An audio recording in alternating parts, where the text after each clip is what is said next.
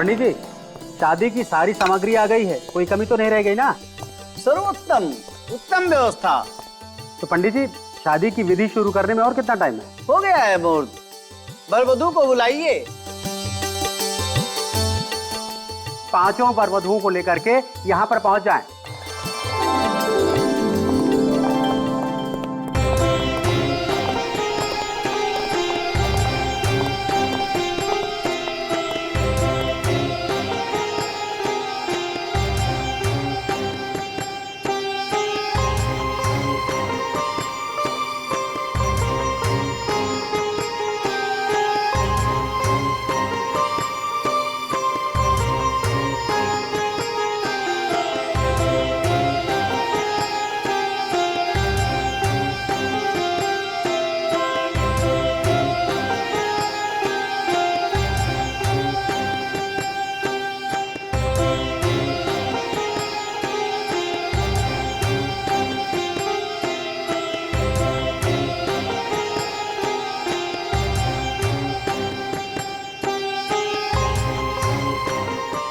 वर वधू एक दूसरे को माला पहनावे। वागरथायुधं प्रक्तो वागर।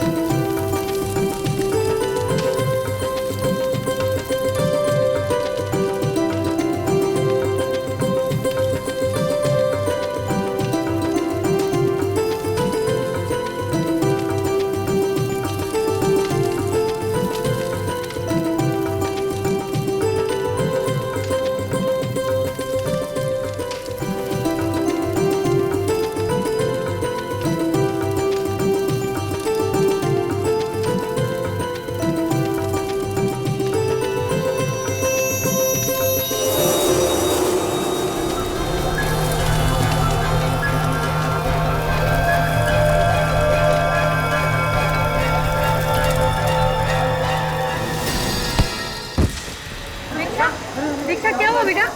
दीक्षा दीक्षा क्या हुआ बेटा? क्या हुआ? दीक्षा दीक्षा क्या हुआ? दीक्षा दीक्षा दीक्षा क्या हुआ बेटा? दीक्षा दीक्षा क्या हुआ बेटा? बेटा कुछ बोलो। बोलो बेटा, मैं डॉक्टर को बुला कर लाता हूँ। हाँ जल्दी जाओ। दीक्षा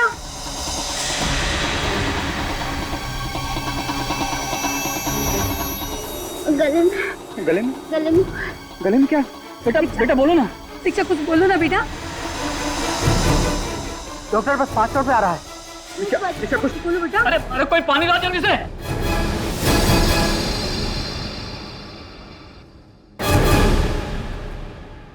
दीक्षा दीक्षा दीक्षा क्या हुआ तुम्हें? दीक्षा दीक्षा दीक्षा आंखें खोल। दीक्षा मुझे छोड़ के नहीं जा सकती। दीक्षा ठीक है, ये तो गड़बड़ हो गई। इस सीआईडी को इन्फॉर्म कर देना चाहिए। सर मैंने आपको फोन किया था, मैं यहाँ का मैनेजर हूँ, मेरा नाम दिनेश है। ये देखिए। आइए, तो आप लोग साइड में जाइए प्लीज। प्लीज और साइड में जाइए। आइए आइए। पूरा एरिया सील करवा दो। Yes sir.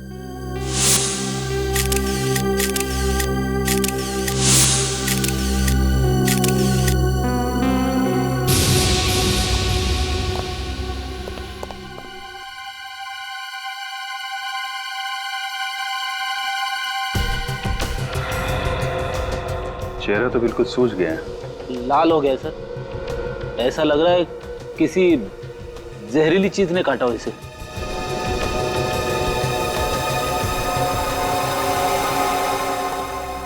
आपके साथ शादी होने वाली थी दीक्षा की? जी हाँ, मेरा नाम अनुज है। अनुज ये बताओ कि एग्जैक्टली यहाँ पे हुआ क्या था? सर पहले पंडित जी ने हम सबको मंडप में बुलाया, फिर विधि के अनुसार मैंने और दीक्षा ने एक दूसरे को माला पहनाई और फिर हम फेरे पूरे ही करने वाले थे कि उससे पहले ही दीक्षा अचानक चिल्लाई और मंडप में गिर गई। अचानक? जी अचानक। फिर कुछ कहा उस वक्त उसने?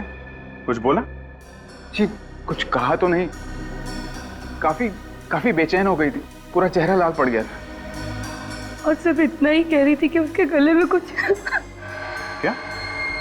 गले में क्या? मैंने वही पूछा था दीक्षा से, लेकिन उसके पहले उसने दम तोड़ दी। आप दीक्षा की? मैं दीक्षा की चाची रीमा, और ये मेरे पति हैं सूरज। और दीक्षा के माँ बाप? वो इस दुनिया में नहीं रहे, हम दोनों ही उसके लिए सब कुछ थे। सर एक लड़की हंसी खुशी आती है शादी के मंडप में फेर लेने के लिए, अचानक कुछ होता है और 2 मिनट में इसकी मौत हो जाती है। रेडी, लाश को फोरेंसिक लैब भेज दो। देखिए हम समझते हैं कि आप लोगों पे क्या बीत रही है, पर तहकीकात करनी तो जरूरी है। कोई बात नहीं ऑफिसर। कि आप लोग दीक्षा के बारे में जितनी ज्यादा जानकारी देंगे हमें इस केस में उतनी मदद मिलेगी। दीक्षा एक बहुत ही हंसमुख लड़की थी, हर लड़की की तरह वो भी बहुत खुश थी कि उसकी शादी होने वाली है। बस शादी के वक्त अपने माँ बाप को याद करके थोड़ा भावुक हो गई थी वो। आपने कहा कि फेरे लेते वक्त दीक्षा को कुछ हुआ, वो अचानक चिल्लाई और मंडप में गिर गई। जी, और अपना गला पकड़ रही थी, मानो उसे बहुत दर्द हो रहा हो। अच्छा, दीक्षा को कोई बीमारी थी क्या? I mean blood pressure, diabetes वगैरह? नहीं ऑफिसर, उसे ऐसी कोई बीमारी नहीं थी। ऐसा हुआ क्या होगा इस दीक्षा के साथ? इस शादी के मंडप में उसे दम तोड़ना पड़ा।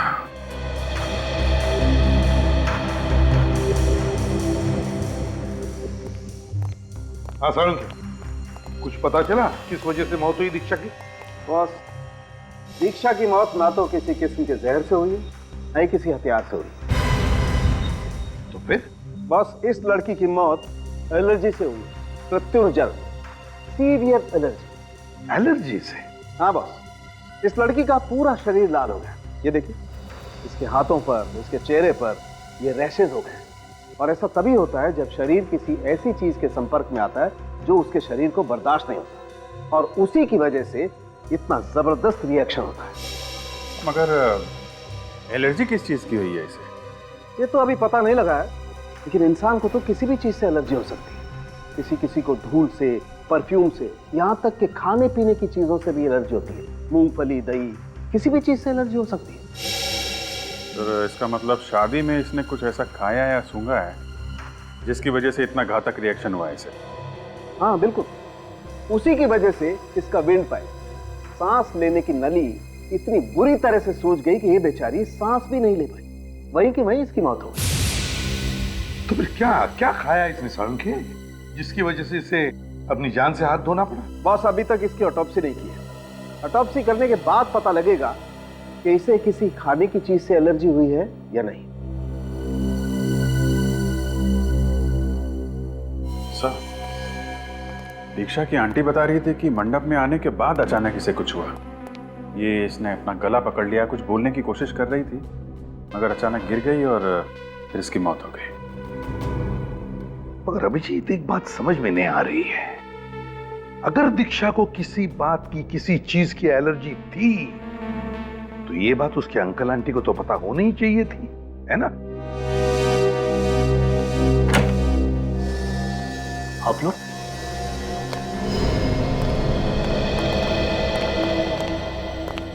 दीक्षा की मौत की वजह का कुछ पता चला? हाँ,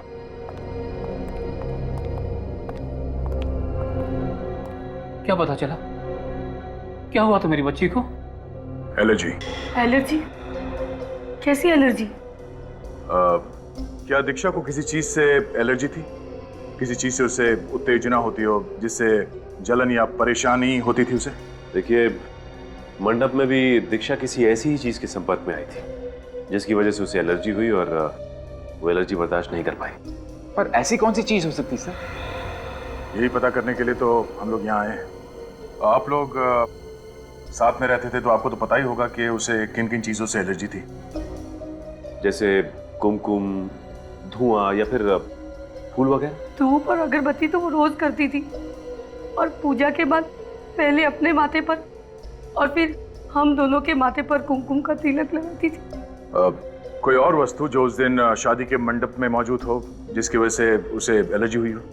मुझे नहीं लगता सर कि इन्हें कुछ पता होगा, क्योंकि अगर इन्हें कुछ पता होता तो वो वस्तु वहाँ रहने क्यों देते सर? और क्या, उसने हमें कुछ बताया ही नहीं। उसने एक बार इशारा भी कर दिया होता तो हम उस चीज को वहां से तुरंत हटवा देते। तो सर फिर पता कैसे चलेगा कि दीक्षा को किस चीज से एलर्जी हुई थी? एक किस्सा हुआ था उसके साथ। कैसा किस्सा? कहाँ? कुछ दिनों पहले हम जब होटल में खाना खाने गए थे तो अचानक वो बेचैन हो गई थी। हाँ सर, उसकी आंखें भी लाल हो गई थी और गला भी सूखने लगा था। तो आप लोगों ने उससे पूछा नहीं कि क्या हुआ था उसे? पूछा था हमने, तो उसने कहा कि किसी खाने की खुशबू की वजह से परेशानी हुई है। ये किस खाने की वजह से हुआ था? सर ये तो हमने नहीं पूछा। उसने कहा कि वो अब ठीक है, तो हमने इस बात पे ज़्यादा जोर नहीं दिया। सर हो सकता है दीक्षा को किसी सब्जी या फल की एलर्जी हो। हाँ सर, और उसने गलती से वो खा लिया और उसकी मौत हो गई। अगर ऐसा कुछ खाया होगा तो दीक्षा के पेट में जरूर उस चीज के अंश मिलेंगे। नहीं दया, दीक्षा के पेट में खाने की कोई भी चीज नहीं मिली। उसने कई घंटों से कुछ भी नहीं खाया। मुझे लगता है दया, शादी के हॉल में जो बाकी की चीजें थी जैसे पूजा का सामान वगैरह, उनमें से ही किसी चीज की वजह से दीक्षा को एलर्जी हुई। हाँ, ओके बाय। ये अनुज, दीक्षा के मंडप के नीचे की हर एक चीज का सैंपल ले लो। ये फल फूल, विधि की सामग्री, कुछ भी छूटना नहीं चाहिए। सर अगर दीक्षा को हवन कुंड से निकलने वाले धुएं से एलर्जी थी तो उसका तो सैंपल मिलेगा ही नहीं। निखिल, ये हवन कुंड के अंदर बची हुई लकड़ियां हैं ना, उनका भी सैंपल ले लेना। सर क्या हुआ था, कुछ पता चला दीक्षा? मैं साहब, तहकीकात जारी है। आप ये बताइए, आप इस फंक्शन के दौरान पूरे टाइम यहीं पे थे? जी सर। तो मुझे हर चीज की डिटेल्स चाहिए। ये दूल्हा दुल्हन यहाँ पे कब आए थे, क्या विधि हुई और कितने कपल्स की शादी थी? सर 5 कपल्स की एक साथ शादी होने वाली थी। दोपहर में करीब 1 बजे वर वधू अपने अपने संबंधियों के साथ आ गए थे, लंच किया, उसके बाद अपने अपने कमरों में तैयार होने चले गए। फिर फेरों के समय उन्हें बुलाया गया। वर ने वधू को, वधू ने वर को वरमाला पहनाई। पंडित जी ने उसके बाद फेरों की रस्म चालू कर दी। ये शादी की विधि की सामग्री कौन लाया था? मैं लाया था सर। पंडित जी ने जो लिस्ट दी थी उसे ऑर्डर करके हमने पहले ही मंगवा लिया था। आप लेकर आए थे? जी।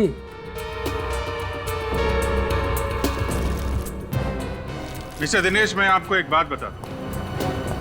दीक्षा ने इस मंडप के नीचे किसी चीज को हाथ लगाया जो उसके लिए घातक साबित हुआ। फिलहाल तो हम यहाँ के सारे सैंपल्स लिए जा रहे हैं, लेकिन जरूरत पड़ी तो आपको भी ब्यूरो में आना पड़ेगा।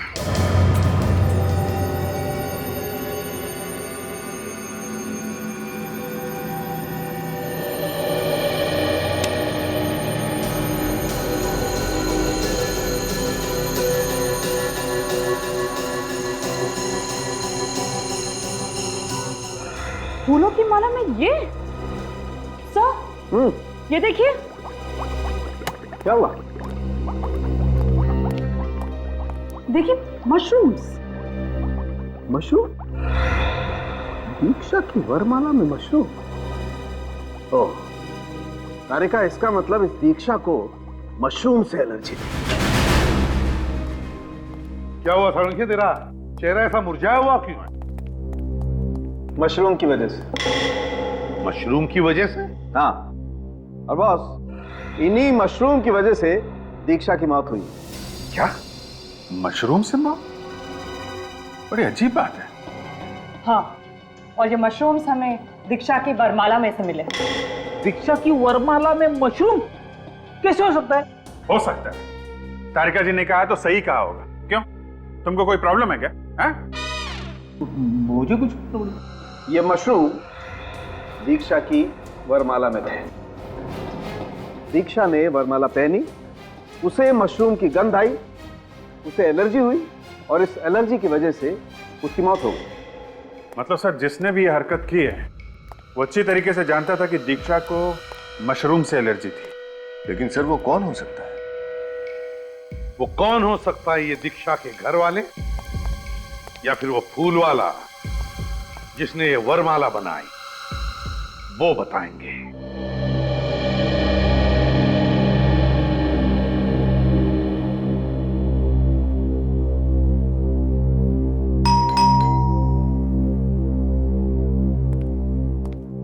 मैं देखता हूँ।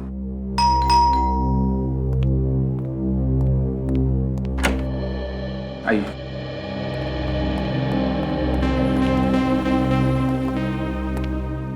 इंस्पेक्टर, दीक्षा को किस चीज से एलर्जी थी, कुछ पता चला? दीक्षा को मशरूम की एलर्जी थी। मशरूम की एलर्जी? आप लोग जानते थे इसके बारे में? जी हाँ। अब मतलब दीक्षा को मशरूम पसंद नहीं थे, ये बात तो हमें पता थी, लेकिन इस बात का ये नतीजा आएगा ये तो हमें अंदाजा ही नहीं था। लेकिन वहां मंडप में मशरूम आए कहां से?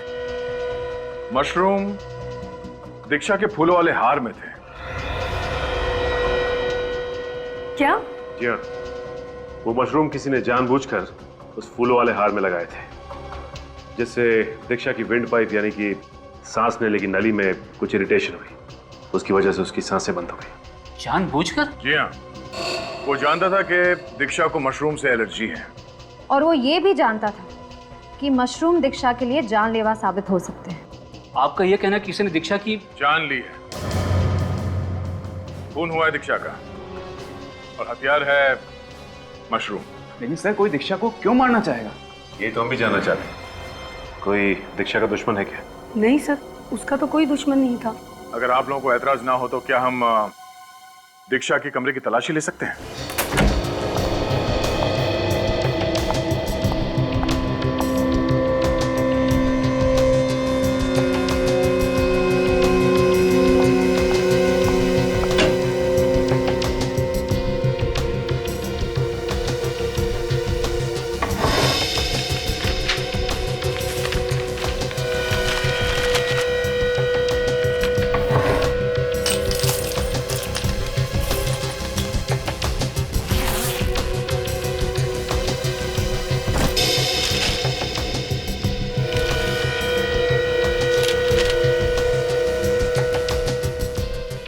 दीक्षा के साथ ये आदमी कौन है? ऑफिसर, ये सुमित है, दीक्षा का पहला मंगेतर।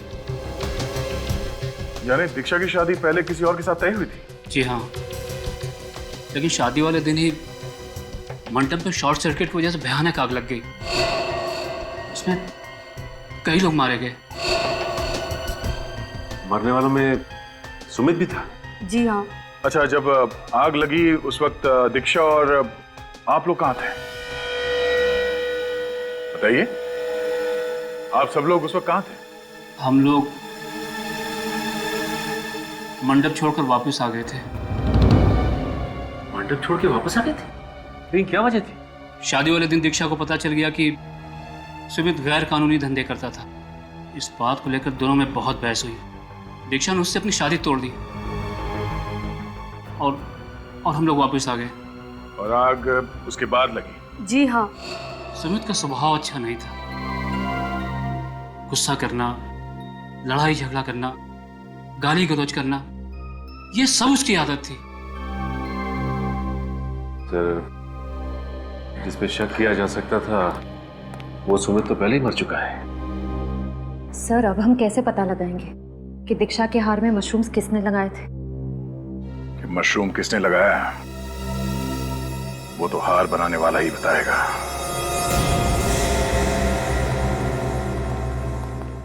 हाँ हाँ, सारी मालाओं में गुलाब के फूल रहेंगे, टेंशन मत लीजिए आप। हाँ हाँ, 9 बजे तक डिलीवरी हो जाएगी। कहिए साहब, क्या चाहिए आपको? मशरूम की माला। मशरूम की माला? देखिए, हम मशरूम की माला नहीं बनाते और ना ही मशरूम बेचते हैं। कल जो सामूहिक विवाह हुआ था उसमें तुम्हारे यहाँ से 5 वरमालाओं की डिलीवरी हुई थी, जिसमें से एक में मशरूम लगाए गए थे। क्यों? हाँ, डिलीवरी जरूर मेरे यहाँ से हुई थी, लेकिन हमने कोई मशरूम नहीं पिरोया था उसके अंदर। उस माला में लगी हुई मशरूम की वजह से एक लड़की को एलर्जी हुई और उसकी मौत हो गई। क्या मौत हो गई? सर मैं सच कह रहा हूँ सर, हमने ऐसी कोई माला नहीं बनाई है जिसमें मशरूम हो। सर देख, सच सच बता दे, उस माला में मशरूम आए कहां से? सर मुझे नहीं पता कहाँ से आया। उन मालाओं को मैंने अपने हाथों से बनाया था और उन टोकरियों को मैंने इन पेपर से पैक किया था, इन गोल्डन कलर के पेपर से। सर मेरा यकीन कीजिए सर। अगर मालाओं में मशरूम इसने नहीं मिला है तो फिर किसने मिला है? दिनेश जी, शादी की वरमाला की टोकरियां आपने अभी भी संभाल कर रखी हैं? जी सर, संभाल के रखिए, अभी तक नहीं पिकवाई। तो लाइए जरा, हमें चेक करनी हो।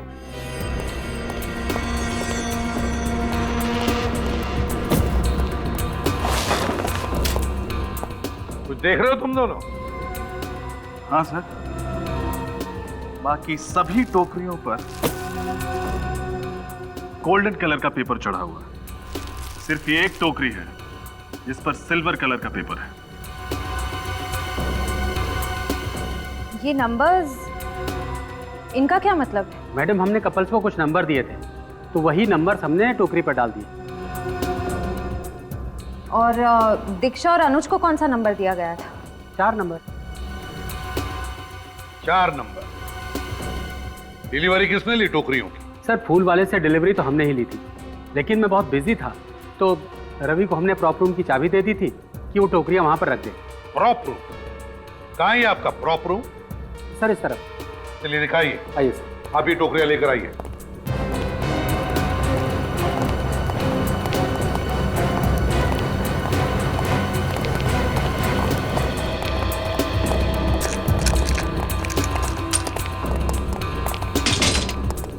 आइए।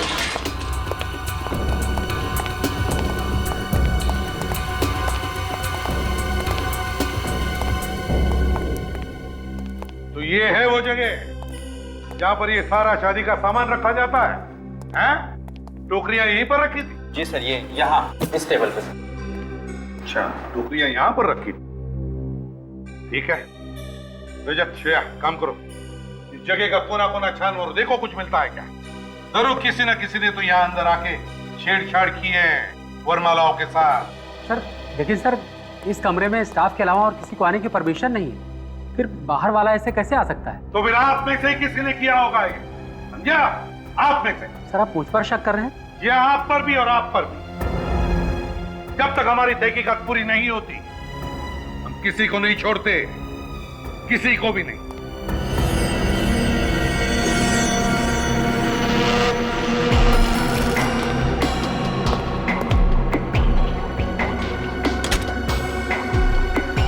सर, हाँ, आपका अंदाजा बिल्कुल सही निकला। मशरूम्स। शायद जल्दबाजी में ये मशरूम यहीं छूट गया। हाँ, तो इसका मतलब है ये मशरूम दीक्षा की वरमाला में यहीं पर लगाए गए। बताइए दिनेश जी, क्या कहना है आपको? लेकिन सर ये कैसे मुमकिन है? ऐसे मुमकिन है, चाबी से इस कमरे का ताला खुलता है ना? और आपने क्या कहा था कि जब ये टोकरियां वरमाला की डिलीवरी के लिए आई थी तब आपने चाबी रवि को दी थी या नहीं? जी सर। तो हो सकता है इस खून में रवि का हाथ हो। बताओ रवि, बताओ, इतनी सारी टोकरियों में से सिर्फ दीक्षा की वरमाला में मशरूम लगे कैसे? मैंने कुछ नहीं किया है सर। लेकिन इस कमरे में तो सिर्फ तुम ही आए थे ना? मेरा विश्वास कीजिए सर, मैं तो यहाँ ये टोकरियां रख के वापस लौट गया था। तो फिर ये हुआ कैसे? कैसे हुआ ये?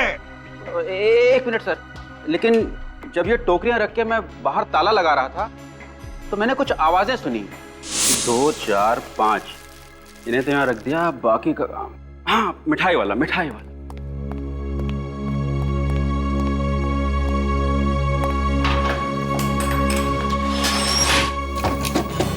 क्या आवाज? लगता कुछ सामान गिरा होगा। क्या नया बवाल है। यहाँ तो सब ठीक है, बाहर से आई होगी।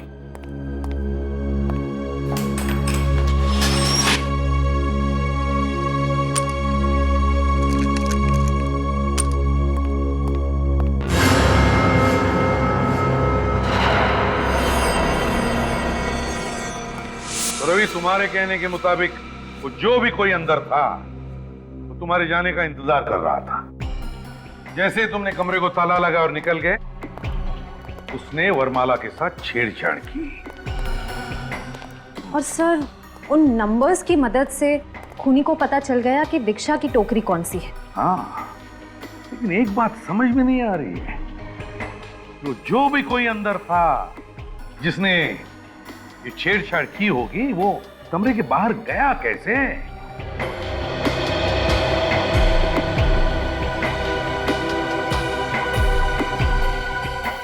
वो क्या है?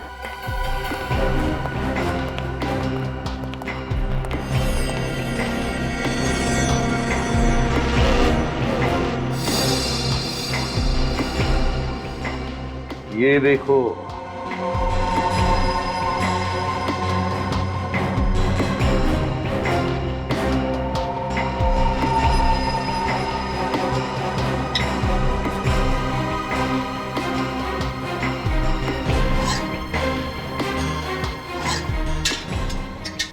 जो भी कोई है यहीं से भागा, यहीं से। और ये सारे कांच वापस लगाने के बाद बाहर से ये लास्ट वाली कांच हड़बड़ाहट में टूट गई। बाहर चलकर देखते हैं।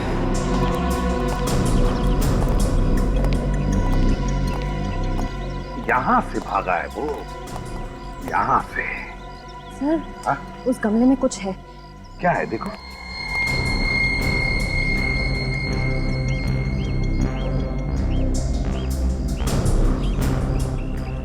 सर,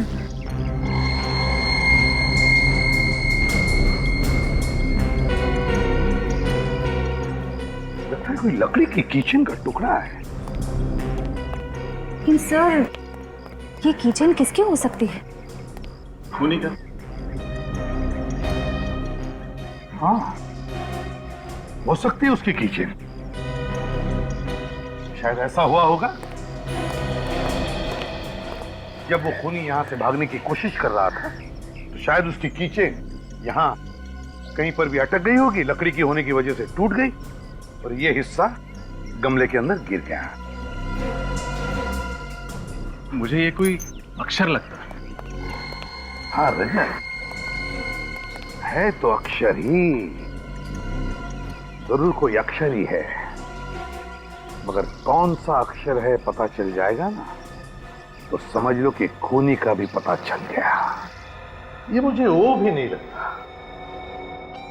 वो भी नहीं लगता, क्योंकि देखो, अगर ये ओ होता तो इसके दोनों छेड़े टूट जाते, मगर यहां तो सिर्फ ये एक ही छेड़ा टूटा हुआ है। ये क्यू भी नहीं हो सकता सर, क्योंकि क्यू भी ओ की तरह गोल होता है। हाँ, और फिर ये अच्छी तरह से गोल भी नहीं है। एक ही हो सकता है अभिजीत।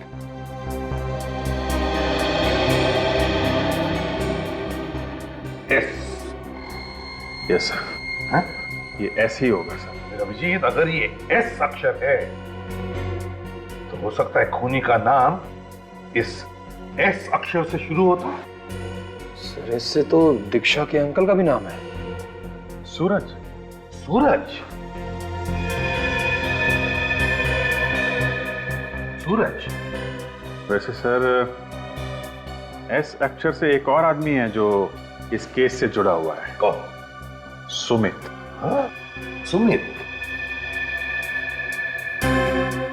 लेकिन सर, सुमित तो मर चुका है। लेकिन विनीत, हम ये कैसे मान लें कि सुमित मर चुका है? हाँ? दीक्षा की पहली शादी के फंक्शन में जो आग लगी थी, उसमें सुमित जल के मर गया था सर, कोई भी नहीं बचा था। मगर फ्रेडी, दीक्षा के घर वालों ने हमें क्या बताया था मालूम है ना, कि जितने भी लोग उस आग में मरे थे उन सब की लाशें नहीं मिली, सिर्फ थोड़ी लाशें मिली, और वो भी पहचान में भी नहीं आ रही थी कि किसकी है।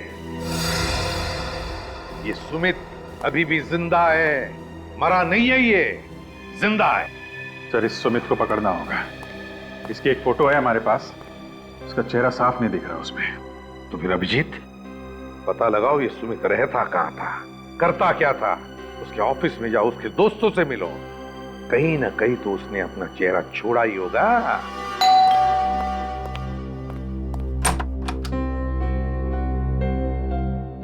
जी हाँ मिस्टर राजीव जी,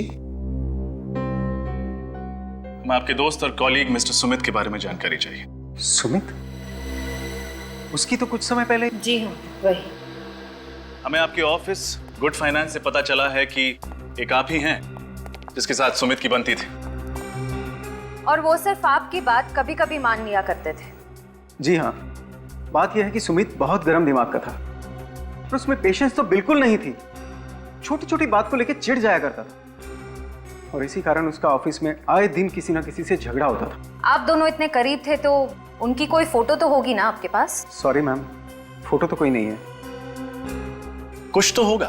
अब ऑफिस के किसी पार्टी की फोटोज, किसी दोस्त के बर्थडे पार्टी की वीडियो रिकॉर्डिंग, कुछ भी जिससे पता चल सके कि सुमित दिखता कैसा था। आशीष की शादी। ये आशीष कौन है?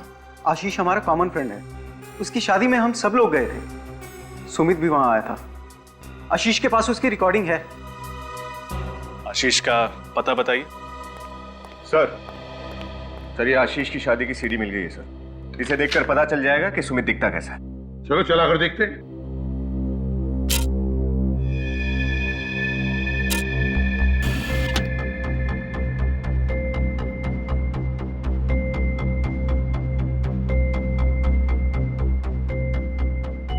सर ये है सुमित, ये चश्मे वाला।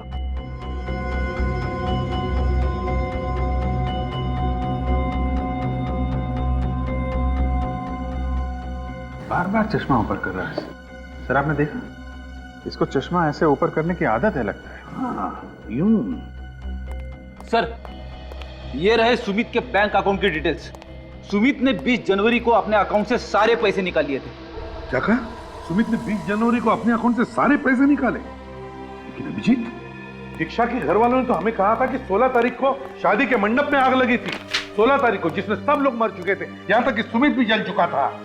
तो फिर 20 तारीख को सुमित ने ये पैसे निकाले कैसे? मैंने कहा ना, ये जिंदा है सुमित, जिंदा है, और उसने दीक्षा से बदला भी लिया है। Hello, CID bureau. हाँ सूरज जी, क्या? एक मिनट, क्या नाम लिया? ओके, आप चिंता मत कीजिए, हम लोग पहुंच रहे हैं। सर, कुछ गुंडों ने सूरज पे हमला किया है और ये अनुज को किडनैप भी कर लिया है। ये गुंडे काला नगर की बात कर रहे थे सर। अभिजीत, दयाको को सूरज के घर पहुंचने के लिए हम लोग काला नगर चलते हैं।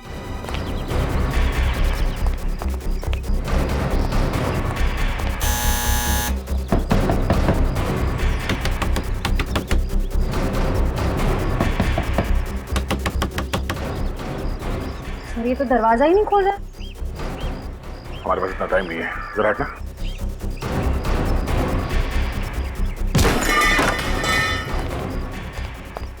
ये क्या? ये कमरा तो पूरा तहस नहस हो गया। जरूर कुछ हुआ है।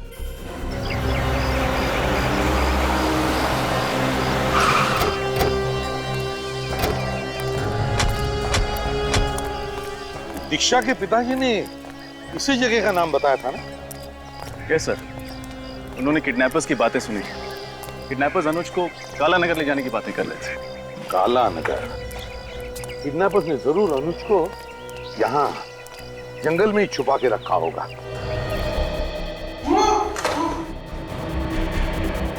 यहाँ से आवाज आ रही।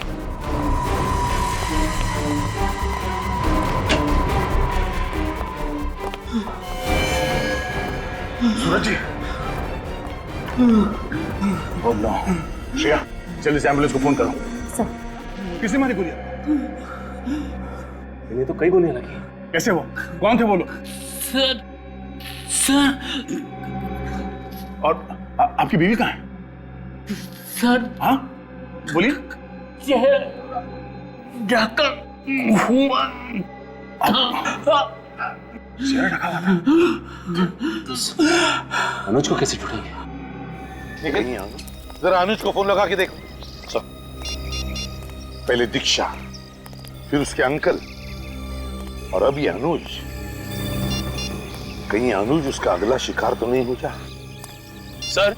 हाँ, पर उसका फोन नॉट रीचेबल आ रहा है। क्या? अनुज का फोन नॉट रीचेबल आ रहा है? हाँ सर। तुम्हारे फोन में नेटवर्क तो है? ऐसे हो सकता है अगर अनुज को जंगल में छुपा के रखा है तो उसका फोन तो ऑन होना चाहिए था। हाँ? क्या दिखाना चाह रहे हो? क्या है वहां पे?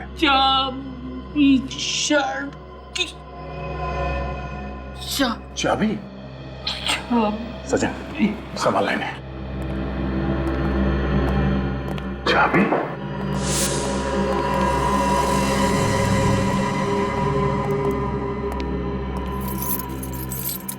ओह, ये टूटी हुई कीचेन।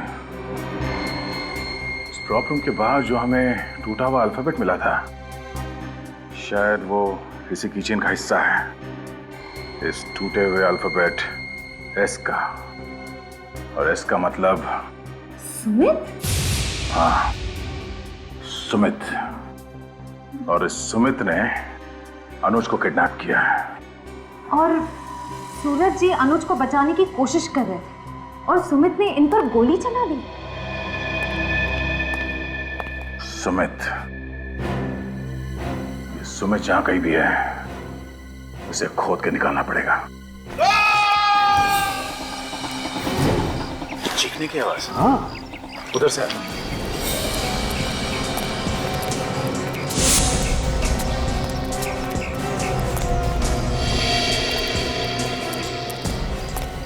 अरे अनुज,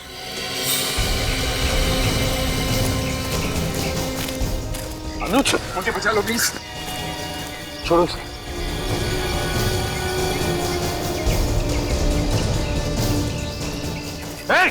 कौन हो तुम? पकड़ो इसे।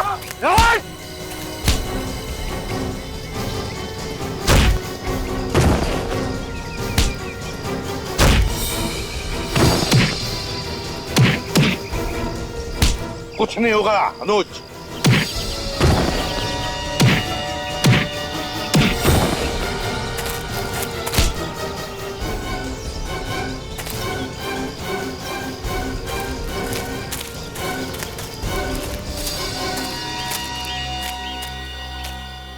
लगता है अक्ल से बहुत दुश्मनी है तुम्हारी, इसीलिए सीआईडी वालों से पंगा ले रहे थे। हाँ? कौन हो तुम? क्यों अगवा किया अनुज को?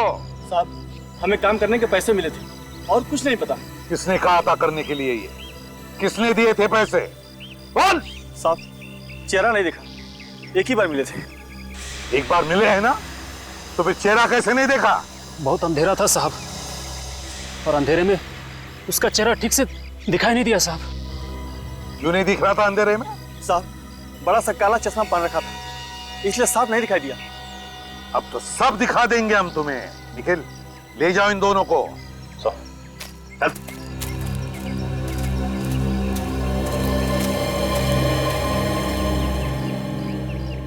हाँ अनुज। अच्छा हुआ सर, अब टाइम पे आ गए, नहीं तो इन दोनों ने तो मुझे मार ही दिया होता। कुछ नहीं होगा तुम्हें अनुज, अब हम लोग आ गए ना, कुछ नहीं होगा। ये बताओ कैसे हुआ ये सब, कब हुआ? सर, मैं और अंकल घर पे बैठे हुए थे, आंटी नहीं थी। अचानक ये दोनों किडनैपर्स घर में घुसा और इन्होंने मेरे सर पर बंदूक रख दी। इनसे बचकर अंकल ने आपको फोन करके इत्तला तो कर दी, लेकिन इन किडनैपर्स ने अंकल की बात सुन ली और तुरंत अंकल को गोली मार दी और मुझे जबरदस्ती उठा के यहाँ ले आए। पता नहीं कौन है सर जो मेरी जान का दुश्मन बना बैठा है सर।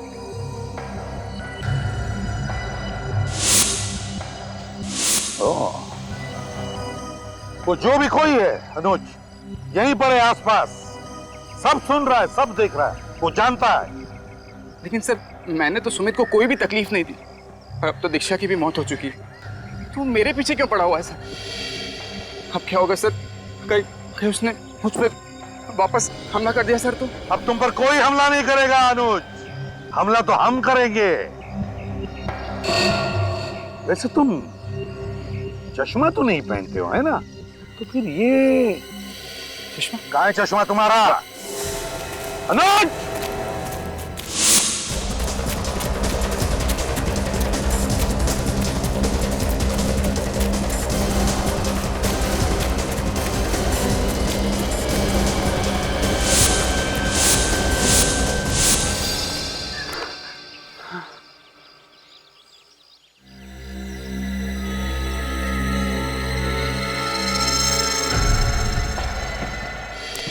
बहुत भाग लिए, थक गए होंगे। पानी वानी पियोगे मिस्टर अनुज या सुमित कहूं? मेरे रास्ते से हटा मुंडा।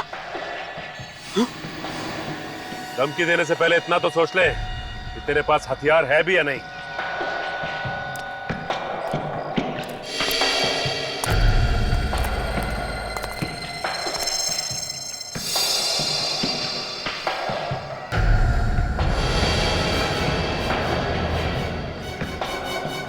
छोड़ दो, छोड़ दे। बहुत दौड़ा है मिस्टर अनुज, मगर सीआईडी को बेवकूफ बनाना आसान नहीं है मिस्टर सुमित।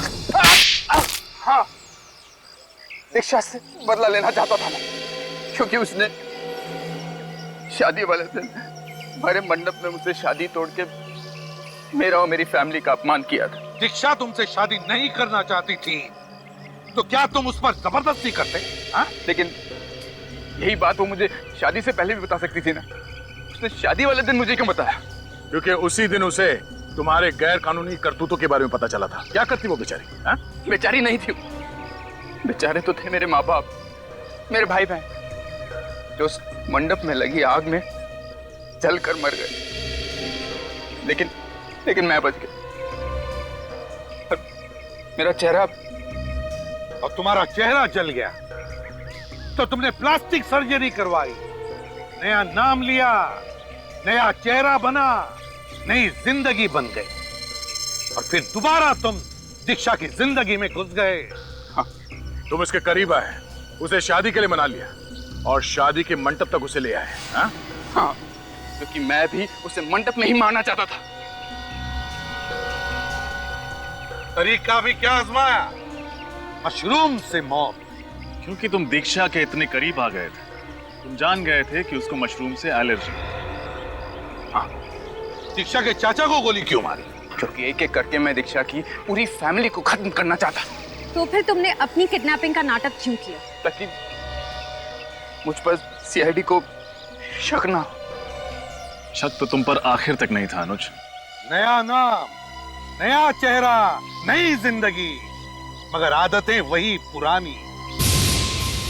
नाक पर चश्मा ठीक करने की आदत, उसी आदत ने तुम्हें फंसा दिया अनुज, उसी आदत ने।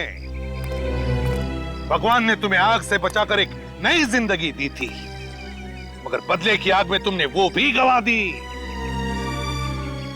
बेचारी दीक्षा को मार डाला।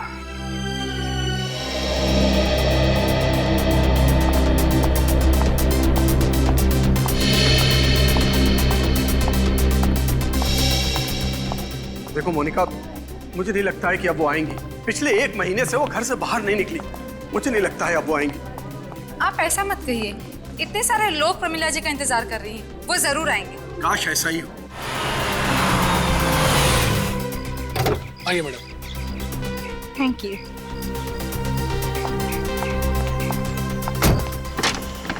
आइए। देखिए, मैंने कहा था ना वो जरूर आएंगे, और वो आ गई। तुम्हारे मुंह में घी शक्कर मोनिका।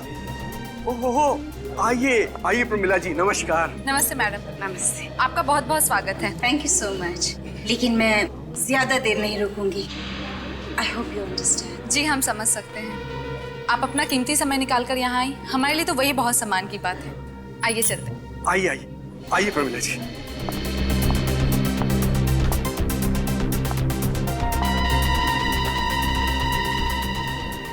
अच्छा मोनिका, मैं ये कह रहा था कि सारे गेस्ट कहाँ हैं देख लो और सारी तैयारियां कर लो, क्योंकि हमारे पास वक्त बहुत कम है। जल्दी से जाके करो, हैं? जी सर। जाओ फौरन।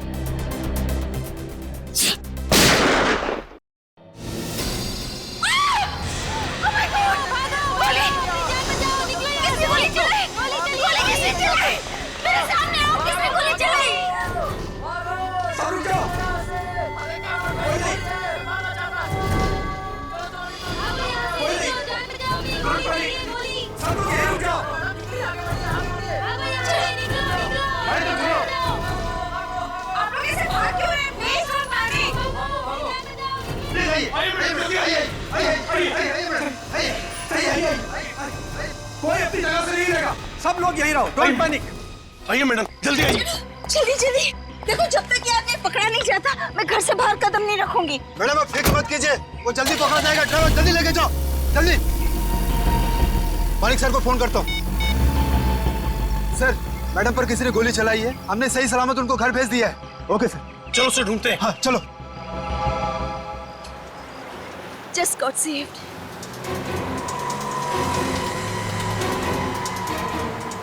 गट्टू, ये कहाँ ले जा रहे हो? घर तो दूसरी तरफ है ना?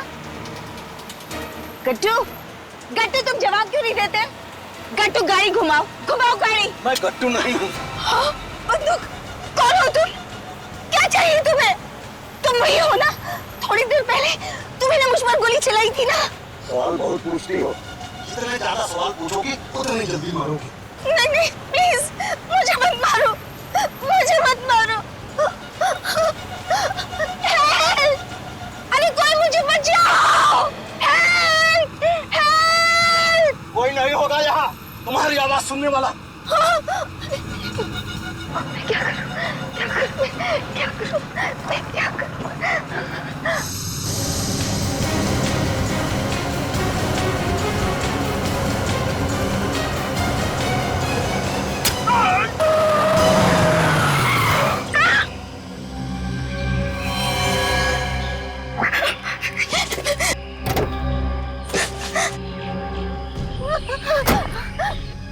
हे भगवान, ये मुझसे क्या हो गया? अब मैं कहाँ जाऊँ? यहाँ तो कोई है भी नहीं। कोई मेरी मदद करो! Help me! Somebody please help me! अरे कोई है? Please मेरी मदद करो! Somebody!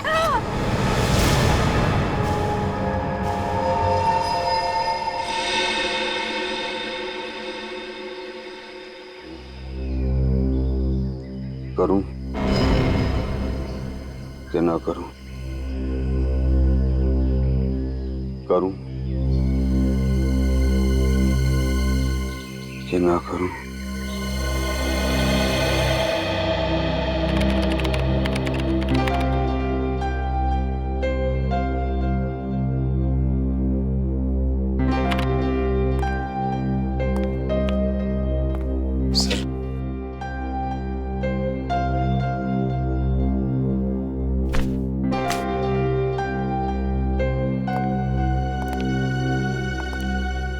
सर क्या छुपा रहे हैं सर? कुछ नहीं। मैं इम्पोर्टेंट काम कर रहा हूँ। तुम तुम्हारा काम करो। इम्पोर्टेंट काम? हाँ? अरे फ्रेडी, ऐसा क्या इम्पोर्टेंट काम है? मैं भी तो देखूं। दिखाओ। नहीं, ये बात है तो क्या?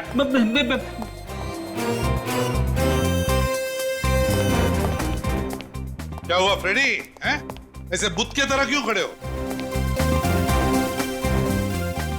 क्या बात है? हाँ? क्या हुआ? क्या छुपा रहे हो? उठाओ। क्या है? अरे उठाओ उठाओ।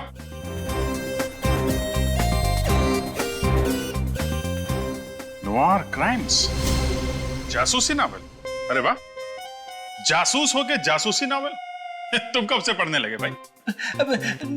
दरअसल बात यह है कि जब से मेरी वाइफ अगवा हुई थी तब से वो जासूसी नॉवल पढ़ने लगी है, ताकि उसका दिमाग भी एक जासूस की तरह चलने लगे। तो मैंने सोचा कि मैं भी ये नॉवल पढ़ लेता हूँ, थोड़ी बहुत नॉलेज मुझे भी मिल जाए। अच्छा अच्छा, सीखो, भाभी जी से सीखो। हैं?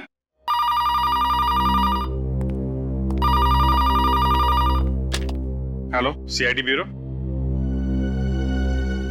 क्या? नहीं, क्या? एक मिनट, क्या नाम है आपका? कहां पे? ठीक है, आप वहीं पे रुकिए, हम लोग आते हैं। क्या हुआ? किसका फोन था? सर, किसी मानिक का फोन था। कह रहा था कि बूंदी घाट के जंगल में उसने अपनी वाइफ प्रमिला का खून कर दिया है। क्या? जब सर उसने अपना जुर्म कबूल करने के लिए फोन किया था। ईमानदार खूनी, ये खूनी कब से सुधर गए? क्या मालूम, कह रहा था कि हम लोग वहां पर आए और उससे गिरफ्तार कर लें। अच्छा, तो ठीक है। अभिजीत, बूंदी घाट जाओ और देखो चक्कर क्या है।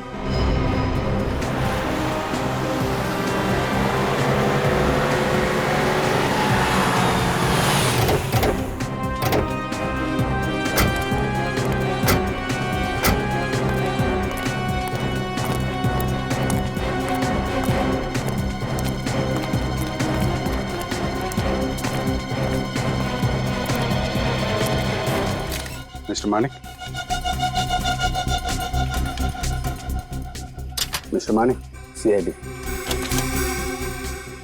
कब आए आप लोग? बस अभी अभी आ रहे हैं। ये आपकी वाइफ प्रमिला? हाँ। क्यों खून किया आपने? वो मुझे गुस्सा आ गया था। गुस्सा? किस बात पे? वो पैसों को लेकर हमारे बीच में बहस हो रही थी। वो कह रही थी कि 2 लाख रुपए फिक्स डिपॉजिट में जमा कर दो। मैं वो पैसे शेयर बाजार में लगाना चाहता था। सिर्फ इस बात पे आपने खून कर दिया? दरअसल बात यहाँ से शुरू हुई थी और बढ़ते बढ़ते झगड़ा इतना बढ़ गया कि मैं अपने आप पर काबू खो बैठा और मैंने प्रमिला को खून कर दिया सर। Mister Manik, please.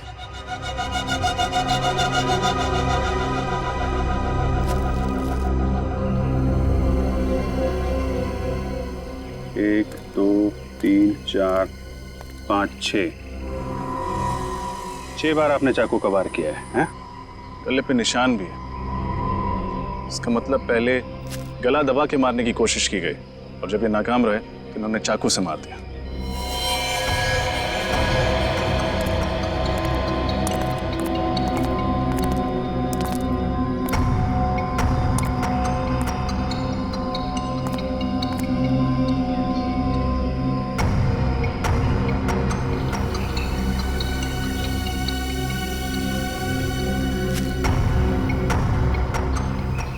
लगता है प्रमिला जी पीछे की सीट पे बैठी थी। मिस्टर मानिक, प्रमिला जी यहाँ अकेले आई थी या इनके साथ में कोई और भी था? वो अपने ड्राइवर के साथ आई थी। ड्राइवर? पर ड्राइवर तो कहीं दिख नहीं रहा है, कहाँ है? जब मैंने देखा था तो वो अकेली। और आप अपनी गाड़ी से आए? हाँ, मैं अपनी गाड़ी से आया।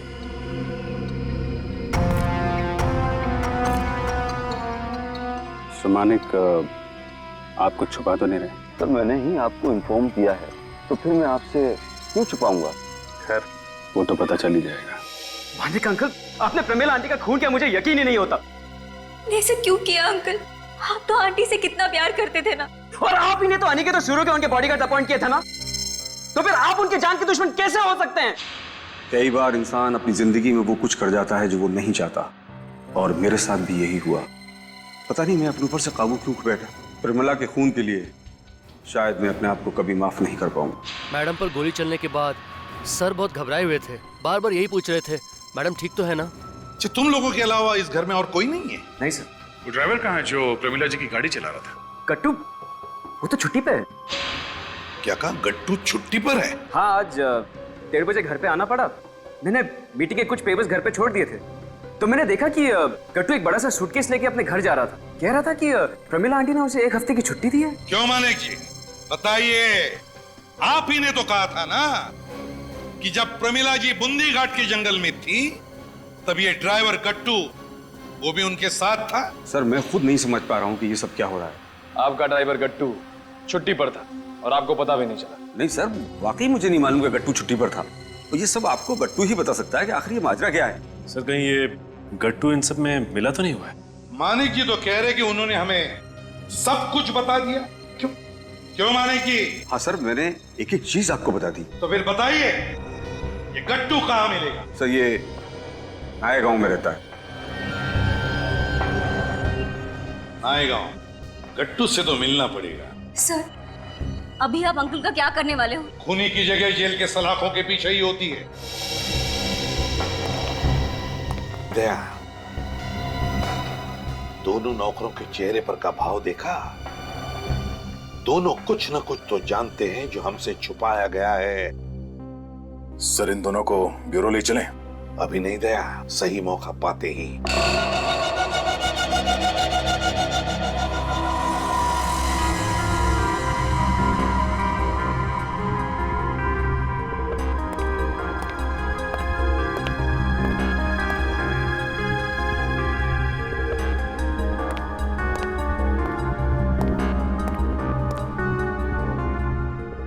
नहीं नहीं, कुछ गड़बड़ जरूर है। ये गुत्थी इतनी आसान है नहीं जितनी दिखाई दे रही है। किस गुत्थी की बात कर रहे हैं सालुंकी? इनकी, ये प्रमिला जी के खून की। बॉस, ये खून मानिक ने किया है ना? नहीं, मानिक ने नहीं किया। मानिक ने नहीं किया? नहीं। क्या मानिक की उंगलियों के निशान नहीं मिले तुम्हें इस चाकू पर? नहीं, इस चाकू पर तो मानिक की उंगलियों के निशान हैं, मगर क्या सालुंकी साहब? अगर चाकू पे मानिक की उंगलियों के निशान है तो खून भी तो मानिक ने किया होगा ना। यही तो गुत्थी है। आइए बताता हूं। ये देखिए, ये प्रमिला जी को 5 वार किए गए थे। हाँ, 5 वार छाती पर और 1 वार पेट पर। मैंने इस कटआउट पर ठीक उसी जगह पर चाकू के निशान बनाए जहां पर प्रमिला जी को चाकू मारा गया था। ये देखिए, 1 2 3 4 5 6। और इस कटआउट की हाइट और प्रमिला जी की हाइट एक ही है। बिल्कुल 5 फुट 4 इंच। अब हम बात करते हैं मानिक की हाइट की। मानिक की हाइट कितनी है? तकरीबन 5 फुट 6 इंच। मानिक की हाइट है बॉस 5 फुट 6 इंच और प्रमिला जी की हाइट है 5 फुट 4 इंच। यानी दोनों की हाइट में कोई ज्यादा फर्क नहीं है। अब ये घाव देखिए। सड़ुंखे, प्रमिला जी के शरीर पर वार ऊपर से नीचे किए गए। ऊपर से नीचे, एक भी वार नीचे से ऊपर नहीं, ऊपर से नीचे। तो इसका मतलब है जिसने भी प्रमिला के ऊपर वार किया वो प्रमिला जी से ऊंचा है, 3 से 5 इंच ऊंचा। एग्जैक्टली। सड़ुंखे, मानिक और प्रमिला जी के हाइट में तो बिल्कुल अंतर है ही नहीं। मतलब मानिक ने खून नहीं किया तो फिर वो खुद पे इल्जाम क्यों लगा रहा है कि उसने खून किया है? वो तो फ्रेडी मानिक ही बता सकता है। लेकर आओ मानिक। Yes sir. क्या मानिक बाहर है? हाँ, निखिल के साथ बैठा है जीप। Very good. तब तो ये भी पता चल जाएगा बॉस कि मानिक ने चाकू को किस तरीके से पकड़ा, क्योंकि चाकू को जिस ढंग से पकड़ा जाएगा घाव भी उसी ढंग से होंगे। और एक बात सर, हाँ। सर प्रमिला जी के गर्दन पर ये जो खरोचों के निशान है यहाँ पर, ये किसी ऐसे आदमी के हैं जिसके नाखून थोड़े लंबे होंगे। लेकिन जब मैं मानिक जी की उंगलियों के निशान ले रही थी तब मैंने देखा कि उनके नाखून तो काफी छोटे थे। सर आइए मानिक जी, आइए। ये चाकू पकड़िए और इस कटआउट पर ठीक वैसे ही चाकू से वार कीजिए जैसे आपने प्रमिला जी पर किए थे। चलिए पकड़िए। करिए वार, जल्दी।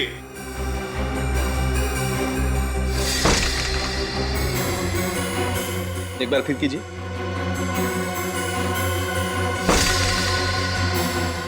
एक बार और मानिक जी, मेरे लिए।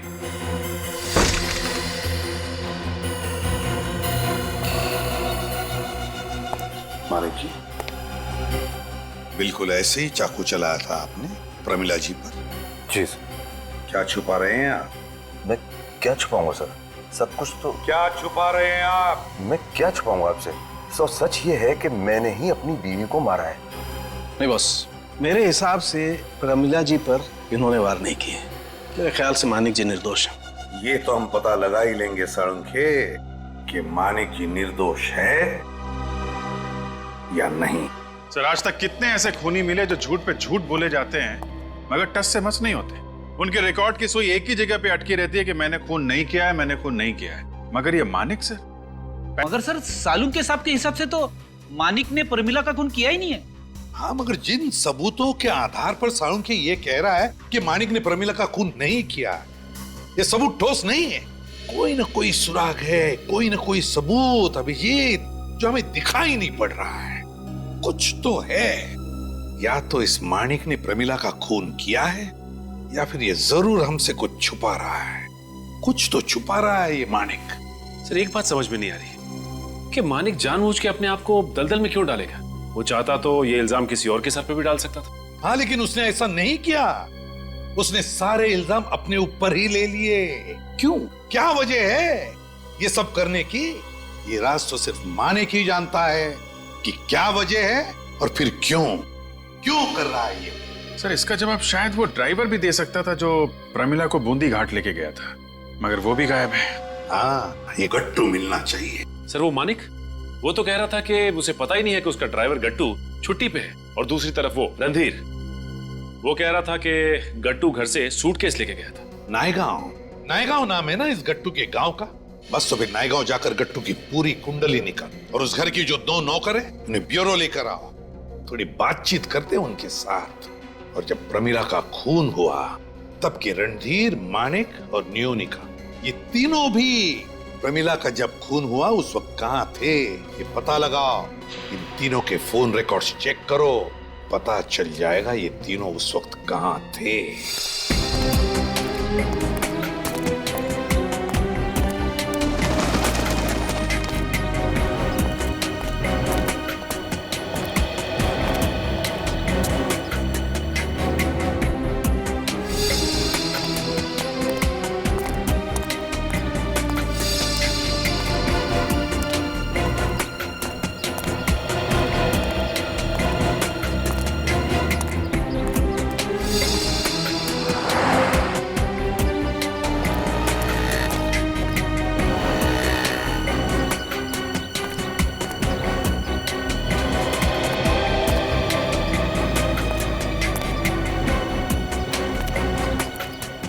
सिर्फ इसका पता नहीं चला, उस तरफ भी किसी को कुछ पता नहीं।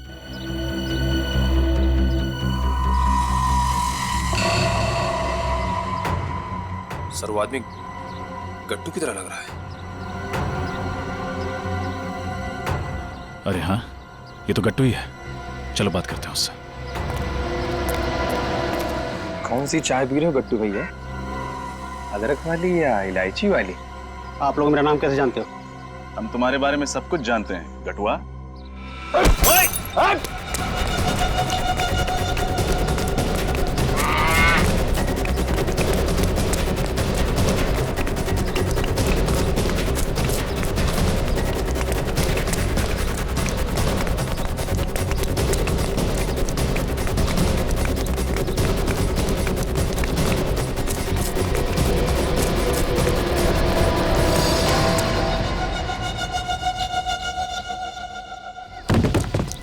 कटो। सर से क्या हो गया? कटो कटो। इसकी हालत बहुत खराब होती जा रही है। कटो कट। सर तो मर गया।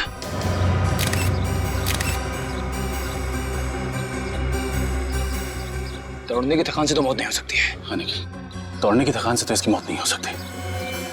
जरूर कोई और चक्कर है। एक मिनट ये उस दुकान पे चाय पी रहा था ना? हाँ सर। शायद इसकी चाय में किसी ने कुछ मिला तो नहीं? हो सकता है सर। वो आदमी हो सकता है वहीं पर।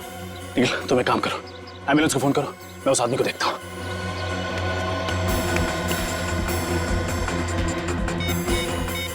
Hello, ambulance?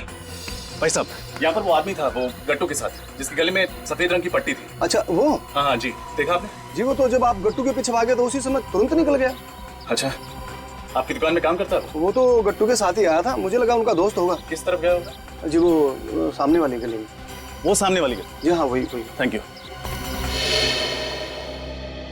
हम तो नौकर हैं, हम आपकी क्या मदद कर सकते हैं? देखो, कभी कभी घर के नौकरों को कुछ ऐसे राज मालूम होते हैं जो घर में रहने वालों को भी पता नहीं होते, समझे? आप किस राज की बात कर रहे हैं साहब? प्रमिला के खून का राज। कुछ अंदाजा है कौन कर सकता है उनका खून? मैं कैसे मालूम होगा साहब? ये जवाब नहीं चलेगा, समझे?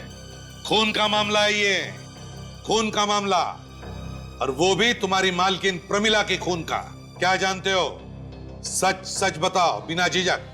साहब वैसे बोलना तो नहीं चाहिए, मगर क्या?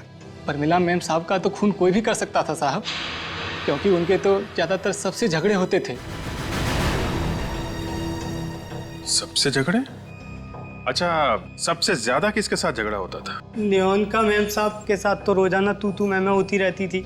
मानिक साहब के साथ भी कई बार बहस हो जाती थी, मगर रणधीर साहब का प्रमिला मैम साहब के साथ कभी झगड़ा नहीं हुआ। रणधीर के साथ कभी झगड़ा नहीं हुआ? नहीं साहब।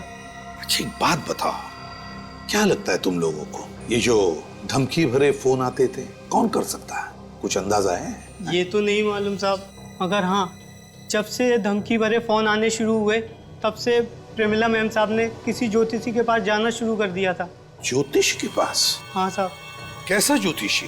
साहब हाँ, आजकल वो नए तरीके के ज्योतिषी आए हैं ना, जो पत्ते देखकर भविष्य बताते हैं। ओहो, टैरोट कार्ड रीडर्स? हाँ साहब वही।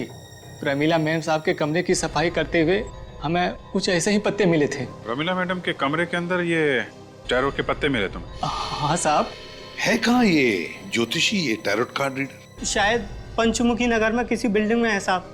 नाम मालूम है इस ज्योतिषी का? नहीं साहब, नाम तो नहीं मालूम। पता लगाना पड़ेगा इस पंचमुखी नगर में ये ज्योतिषी, ये टैरोट कार्ड रीडर है कौन।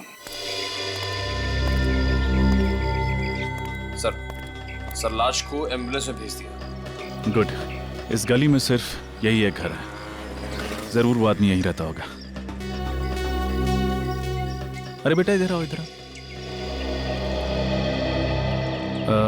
आप हमारा एक काम करोगे, ये दरवाजा हमारे लिए खटखटाओगे? आप क्यों नहीं खटखटाते? ये बात भी सही है, लेकिन अगर आप खटखटाओगे तो ये भैया आपको आइसक्रीम ला के देंगे। पक्का? पक्का, हम आपको बढ़िया सी आइसक्रीम खिलाएंगे अगर आप दरवाजा खटखटाएंगे तो। मुझे चोके बार आपको चोको बार खिलाएंगे। अब आप जल्दी से दरवाजा खटखटा दीजिए। Good boy, good boy. आ जाओ, आ जाओ, आ जाओ।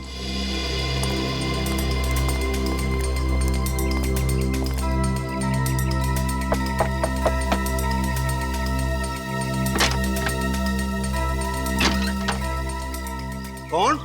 चीकू। चीकू? कौन चीकू? क्या चाहिए तुम्हें? आपसे 2 अंकल मिलने हैं। 2 अंकल? कहाँ हैं? मैं अंकल नंबर 1। मैं अंकल नंबर 2। आप लोग? भागने की कोशिश मत करना बेटा, अभी आप जाके खेलो, फिर भैया आपको आइसक्रीम ला के देंगे। आप मुझसे चीटिंग नहीं करोगे ना? नहीं, चीटिंग बिल्कुल नहीं करेंगे। अब आप जाओ। आप लोग यहाँ किस लिए आए हैं साहब? निखिल, पूरा घर चेक करो। यहाँ पे कुछ नहीं है साहब, कुछ नहीं है यहाँ पे। पता गट्टू की चाय में क्या मिलाया तूने? गट्टू की चाय में? मैं गट्टू की चाय में कुछ नहीं मिलाता था। देख, नौटंकी बंद कर, सच सच बता, क्यों मारा गट्टू को? मैं सच कह रहा हूँ साहब, मैंने गट्टू को नहीं मारा। अच्छा,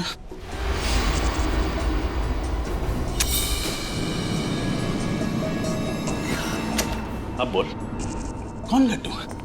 मैंने गट्टू की चाय में कुछ नहीं मिलाया साहब। नहीं, बोल बोल। मैं डर गया था, मैं डर गया था साहब। अब आया हूं पहाड़ के नीचे। क्यों? ऐसा क्या किया था तूने जो डर के मारे तुझे गट्टू की हत्या करनी पड़ी? मुझे डर था साहब, कहीं वो आप लोगों को सब कुछ बताने दे। क्या सब कुछ? यही परमिला जी को मैं ही जंगल में लेकर गया था साहब। ओहो, तो वो दूसरा ड्राइवर तू है जिसने गट्टू की जगह ली और फिर जंगल से गायब हो गया। जी हाँ साहब। अब आएगा खेल में मजा। बहुत सारे सवाल पूछने हैं तुझसे। दूंगा साहब, आपके सारे सवालों का जवाब दूंगा, बस मुझे फांसी पे मत चढ़ाना। मुझे मौत से बहुत डर लगता है साहब।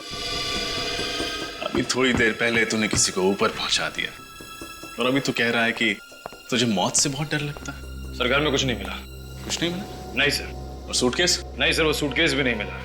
कहाँ है वो सूटकेस? कौन सा सूटकेस साहब? वही सूटकेस जो गट्टू प्रमिला के घर से यहाँ लेके आया था। वो यहाँ कोई सूटकेस नहीं लाया था साहब। सच बोल रहा? हाँ साहब, मैं सच कह रहा हूँ। रणधीर ने तो कहा था कि गट्टू प्रमिला के यहां से सूटकेस लेकर निकला था, तो फिर सूटकेस गया कहां? जी, आपकी बिल्डिंग में कोई टैरो कार्ड रीडर या एस्ट्रोलॉजर है क्या? हाँ सर, एक टैरो कार्ड रीडर तो है। क्या नाम है इस टैरो कार्ड रीडर का? श्वेतलाना। श्वेतलाना? चलो मिलते हैं। कहाँ ऑफिस है? स्ट्रेट जाके राइट। Thank you sir. इस श्वेतलाना से मैं अपना भविष्य पूछूंगा सर। क्या पूछना है? ये कि मैं सीनियर इंस्पेक्टर कब बनूंगा? एसीपी साहब से पूछ लो, वो बता भी देंगे, प्रमोट भी कर देंगे। लगाम फोन। अरे नहीं सर, क्या कर रहे हो? सर, वो डिजाइन के अंगूठियां टैरो कार्ड रीडर्स ही पहनते हैं। ये श्वेतलाना है? श्वेतलाना? जाने दो मुझे, मैंने प्रमिला को नहीं मारा। अरे अभी तो हमने आपसे कुछ पूछा नहीं और आपने सफाई देना शुरू कर दिया। क्योंकि मैं जानती हूँ कि सीआईडी वाले मुझे जेल में डाल देंगे। गन दे दीजिए। अगर आप निर्दोष है तो आपको डरने की कोई जरूरत नहीं है। मैं कहती हूँ मुझे जाने दो, मुझे पता है आप लोग मुझे जेल में डाल देंगे। नहीं, गोली में चलाना। सब कुछ जानती हूँ ना तुम, टैरो कार्ड रीडर जो ठहरी, मगर अब तुम्हारा भविष्य सीआईडी तय करेगी। श्वेतलाना और अजीत, तुम दोनों भी प्रमिला के खून के उतने ही जिम्मेदार हो जितना कि वो खूनी मानिक, समझे? मैं तो प्रमिला को सिर्फ यही कहकर डरा रही थी कि उसकी जान का दुश्मन कोई और नहीं बल्कि उनके पति हैं। मेरी जान के दुश्मन मानिक। अब मैं क्या करूं? मेरी कुछ समझ में नहीं आ रहा। मानिक क्यों करे? अरे मेरे लिए उन्होंने ही तो बॉडीगार्ड्स रखे हैं, फिर वो मेरी जान के दुश्मन क्यों हो गए? नहीं नहीं नहीं नहीं, ये नहीं हो सकता। ये सब गलत है। ये हरगिज नहीं हो सकता। देखिए आप। नहीं नहीं, मैं विश्वास नहीं करती। नहीं हो सकता। और किसके कहने पे किया ये सब? मुझे एक लड़की का फोन आया था। उसने कहा कि अगर मैं ये काम करती हूँ तो उसके बदले में वो मुझे पूरे 15 लाख रुपए देगी। और आपका ईमान डगमगा गया और आपने प्रमिला के दिमाग में मानिक के खिलाफ जहर भरना शुरू कर दिया। हाँ, क्योंकि 15 लाख रुपए कोई छोटी रकम नहीं है। इतनी रकम तो मैं 1 साल में भी नहीं कमा पाती।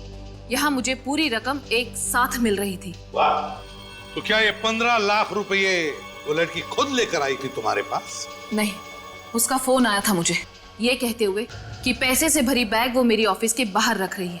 फोन आया था? तो क्या नंबर क्या है उसका जहां से उसने फोन किया था? मुझे नहीं पता, क्योंकि वो प्राइवेट नंबर था। प्राइवेट नंबर से? मुझे भी तो प्राइवेट नंबर से फोन आया था किसी लड़की का, और उसी ने कहा था परमिला जी पे गोली चलाने के लिए। तुम्हें भी फोन आया था? Private number? साहब, मुझे भी 15 लाख रुपए दिए थे परमिला जी पे गोली चलाने के लिए, मगर मेरा निशाना चूक गया और परमिला जी बच गई। फिर रोनिका मैडम, परमिला मैडम बच गई। कैसे बच गई बुढ़िया? सो रहे थे तुम? मैडम, निशाना चूक गया। कैसे चुक गया तुम्हारा निशाना? सॉरी मैडम, अब परमिला मैडम को खुद मैं बूंदी घाट लेके जाता हूँ। उसके बाद मैं ड्राइवर गट्टू बनकर परमिला जी को बूंदी घाट के जंगल में ले गया, ड्राइवर गट्टू की जगह। विजीत, कहीं उसी लड़की ने तो फोन नहीं किया होगा इसे बूंदी घाट जाने के लिए? ये हमारा प्लान बी था कि अगर परमिला जी गोली से बच गई तो मैं ड्राइवर गट्टू बनकर परमिला जी को बूंदी घाट जंगल ले जाऊंगा। और फिर मानिक वहां पे आ गया प्रमिला को मारने के लिए? नहीं साहब, उस वक्त मानिक साहब जंगल में थे ही नहीं। परमिला जी को तो मैं ही मारने वाला था, लेकिन मेरी किस्मत खराब थी। परमिला जी दूसरी बार भी बच गई और देखिए मेरी गर्दन का क्या हाल कर दिया। उसके बाद मैं वहां से भाग गया। ये गट्टू को जहर देने के लिए भी उसी लड़की ने कहा था? हाँ साहब। कौन हो सकती है ये लड़की जो ये सब करवा रही है? फ्रेडी, ले जाओ इन दोनों को। मुझे माफ कर दो साहब। चलिए, मुझे माफ कर दीजिए। चलो मैडम उठिए, चलो चलो, मुझे माफ कर दो साहब।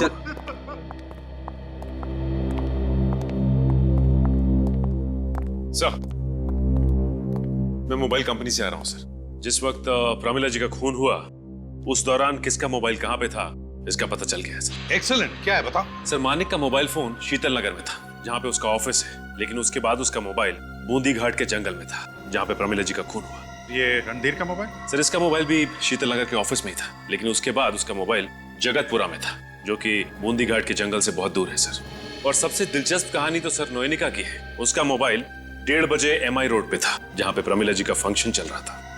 इसका मतलब नोएनिका वहीं आसपास में ही घूम रही थी। लेकिन ये बात उसने हमें नहीं बताई। नोएनिका? अभिजीत, कहीं ये लड़की नोएनिका तो नहीं जिसने स्वेतलाना और अजित को 15-15 लाख रुपए दिए? नोएनिका?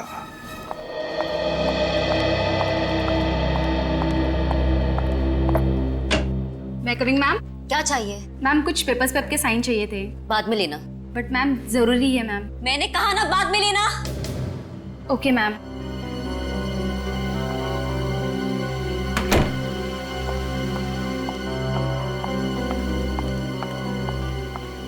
विपिन। हाँ पढ़ने बोल। अरे यार, नोएनिका मैम के कुछ पेपर्स पे साइन लेने थे। तू तो गई थी ना साइन लेने, क्या हुआ? हाँ, पर मैम बहुत गुस्से में है। तू भी ना डरपोक ही रहेगी। प्लीज यार ले लेना। ओके, अभी देख मैं कैसे साइन लेके आता हूँ। वो देख मैडम आ रही है, अभी देखना तू मेरा कमाल। मैम, ये आपके सिग्नेचर चाहिए थे। मेरी जिंदगी में तूफान मचा और तुझे साइन की बड़ी है। आपकी जिंदगी के उसी तूफान का हाल पूछने आए हम लोग। मैंने कुछ नहीं किया, मैंने कुछ नहीं किया। हेलो नोएनिका, क्या हुआ?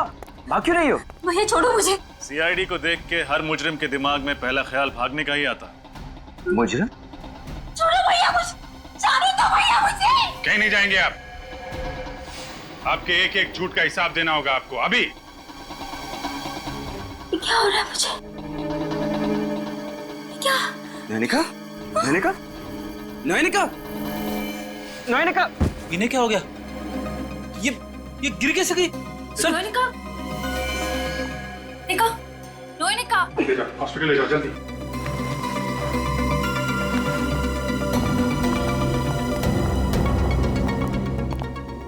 इसका हाथ नीला पड़ गया। क्या चुबाया तुमने? नयनिका का हाथ नीला पड़ गया है। मैंने? हाँ तुमने क्या चुबाया? मैंने कुछ नहीं चुबाया।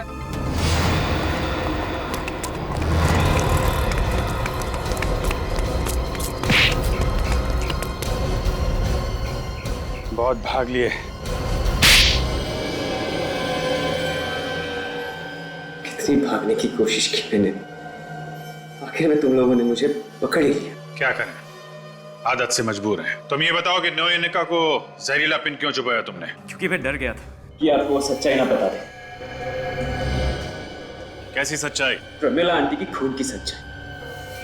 झूठ। मैं आपसे झूठ नहीं कह रहा हूँ। तुमने ये नहीं कहा था कि गट्टू जब अपने घर से निकला था तो उसके हाथ में एक सूटकेस था? हाँ था, लेकिन जब हम अजीत के घर गए तो हमें वहां कोई सूटकेस नहीं मिला। शायद उसने वो सूटकेस किसी को दे दिया होगा। दे दिया होगा? अच्छा, ऐसा था क्या उस सूटकेस के अंदर? मुझे नहीं मालूम। लेकिन तुम्हें यह तो मालूम होगा कि 10 तारीख को दोपहर 1:30 बजे तुम अपने घर में कौन सा जरूरी कागज लेने गए थे? ऑफिस में उस दिन एक जरूरी मीटिंग थी और मैं। पर सर 10 तारीख को तो ऑफिस में कोई भी मीटिंग नहीं थी। 10 तारीख को मीटिंग नहीं थी? नहीं सर। मगर सत्यवादी रणधीर जी ने हमें बताया था कि मीटिंग के लिए कुछ जरूरी पेपर लेने के लिए वो अपने घर गए थे 1:30 बजे। देखिए 1:30 बजे रणधीर सर ऑफिस से बाहर निकले जरूर थे, लेकिन उस दिन ऑफिस में कोई मीटिंग नहीं थी सर। और रणधीर सर उस दिन अपना मोबाइल फोन भी ऑफिस में ही भूल गए थे। अच्छा, मोबाइल ऑफिस में ही भूल गए थे? Yes sir. अब समझ में आया। जब प्रमिला का खून बूंदी घाट के जंगल में हो रहा था तब तुम्हारा मोबाइल फोन यहाँ शीतल नगर में क्या कर रहा था? बोलो, कहाँ गए थे तुम? प्रमिला का खून करने ना? हाँ, खून मैंने किया है। प्रमिला का खून मैंने किया था। क्यों किया? और क्या करता? वो अपनी सारी दौलत ट्रस्ट के नाम पे लुटा देना चाहती थी, भिखारी बना देना चाहती थी हम सबको। शर्म आनी चाहिए तुम्हें। उसने तुम्हें अपने बेटे की तरह समझा, लेकिन तुम उस सांप की तरह निकले जो दूध पिलाने वाले को ही डस लेता है। मजबूर कर दिया था प्रमिला आंटी ने मुझे ये सब करने के लिए, इसलिए मैंने नयनिका को भी अपनी तरफ खींच लिया था। और प्रमिला आंटी के दिमाग में मानिक अंकल के खिलाफ जहर घोलने का प्लान बनाया, जिसकी शुरुआत उन धमकी भरे फोन कॉल से शुरू हुई। Hello, who is there?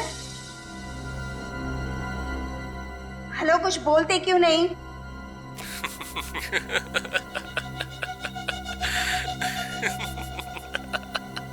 ये क्या मजाक लगा रखा है? अपना नाम बताओ। इतनी भी जल्दी क्या है प्रमिला जी, बस थोड़ा इंतजार कीजिए, नाम भी पता चल जाएगा और काम भी। फिजूल की बातों के लिए मेरे पास वक्त नहीं है, समझे? वक्त तो मेरे पास भी कम है, बस अपनी आखिरी सांसें गिन लो, फिर एक लंबी खामोशी। ये क्या बकवास है? मैं पुलिस को बुलाऊंगी। तुम्हें पता नहीं है मैं क्या क्या कर सकती हूँ, you know that? चाहे कुछ भी कर लो, मरना तो तुम्हें पड़ेगा ही। अपने आप को बचा सकती हो तो बचा लो। जब अजित प्रमिला आंटी को बूंदी घाट के जंगल लेके आया तो मैं पहले से ही वहाँ पे छुपकर उनका इंतजार कर रहा था। तुम यहाँ कैसे? भगवान का लाख लाख जो तुम मिल गए। चलो जल्दी से मुझे घर ले चलो, चलो जल्दी। प्रमिला जी, अब आप अपने घर नहीं भगवान के घर जाओ। क्या मतलब है तुम्हारा? मतलब ये,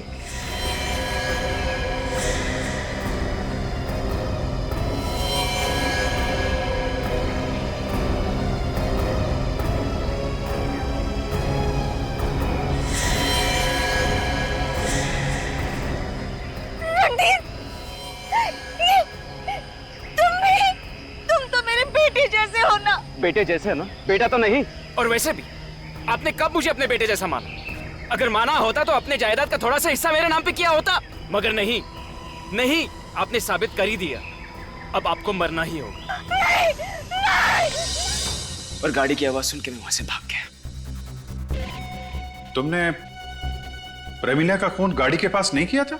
नहीं, हम लोग गाड़ी से काफी दूर थे, लेकिन प्रमिला की लाश तो हमें उनकी गाड़ी के पास मिली थी। सर मुझे अच्छी तरह याद है, हम तो गाड़ी से काफी दूर थे। तुमने उनका मोबाइल भी तोड़ा था ताकि वो किसी को मदद के लिए बुला ना सके। नहीं, मैंने उन्हें कुछ भी करने का मौका नहीं दिया। वार पे वार करता गया, वार पे वार करता गया। रणधीर के जाने के बाद वहां पे सिर्फ एक ही आदमी आया था, मानिक। हमारा शक सही निकला, हमसे कुछ छुपा रहा है। कैसा जमाना आ गया है, पति ही पत्नी का खून करता है और खुद ही शोक सभा आयोजित करके उसमें शामिल भी होता है। अजीब लोग। कलयुग है कलयुग, कुछ भी हो सकता है।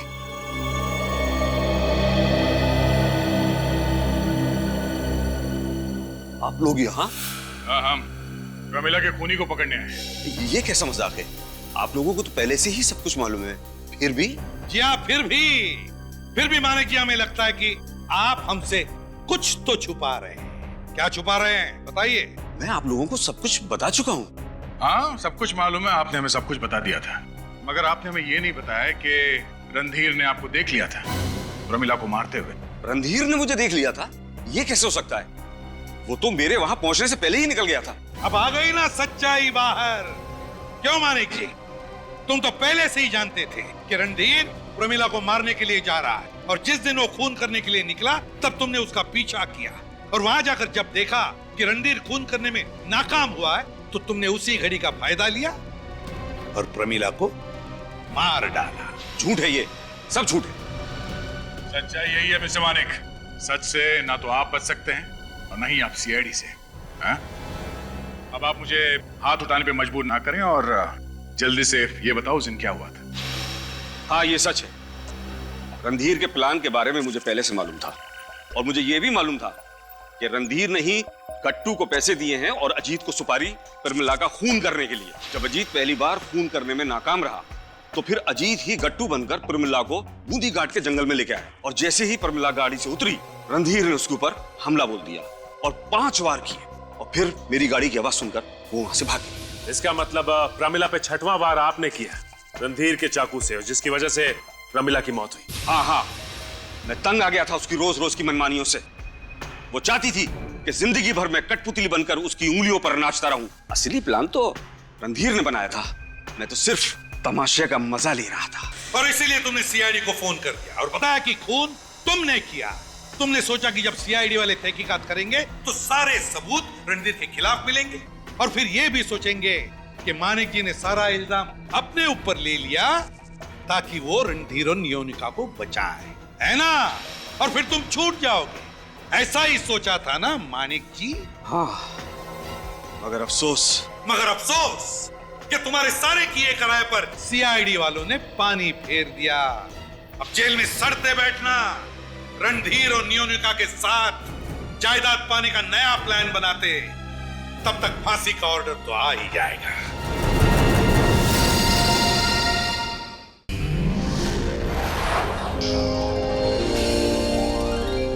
सीआईडी के और भी मजेदार और सस्पेंस से जुड़े एपिसोड्स को देखने के लिए हमारे चैनल को सब्सक्राइब करें और बेल आइकॉन दबाना ना भूलें।